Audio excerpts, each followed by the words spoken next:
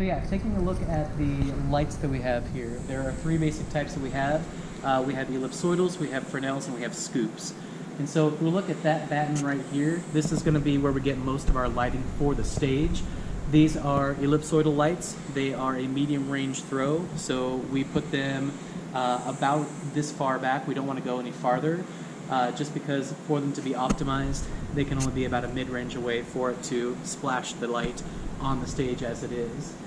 If we look directly above us, it's hard to see, but these little kind of boxy can lights, these are going to be our Fresnels, and these again are short throw, and so we try to use them above the stage.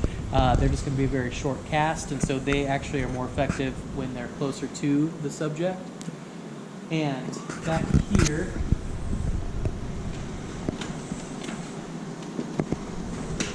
these large ones, they're not technically scoops, but they're the closest thing that we have to that style.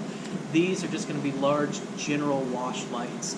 And so right now we have them with red, we have them with yellow, we have them with blue. We use them to cast different kind of emotions and different kind of attitudes in color onto the backdrop, just to help to establish a scene a little bit better. Normally the scoops are just used to create what we call a general wash on the stage, where you're trying to fill it up with as much light as you can, and away you go. We used to have a couple follow spots that we'd put up in the back corners of the facility. Once it was remodeled, though, we haven't had a chance to really use them because it's not easy to do. Taking a look at the lights, though, if we notice, all the ones over here on stage left are actually pointed across the pattern over onto stage right.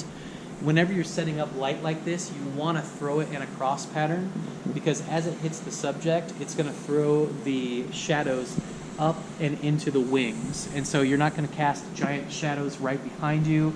It's going to help to mask them and kind of let the black curtains absorb all those shadows into that.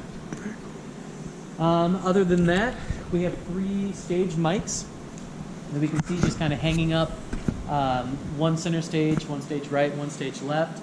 These are typically just used to help get a little bit of the staging sound. They don't carry very well. They just kind of get more like crowd noise and things like that. That's why the band uses them a lot. It helps to get that collective noise. If you need something a little bit more tailored, we're going to use personal mics.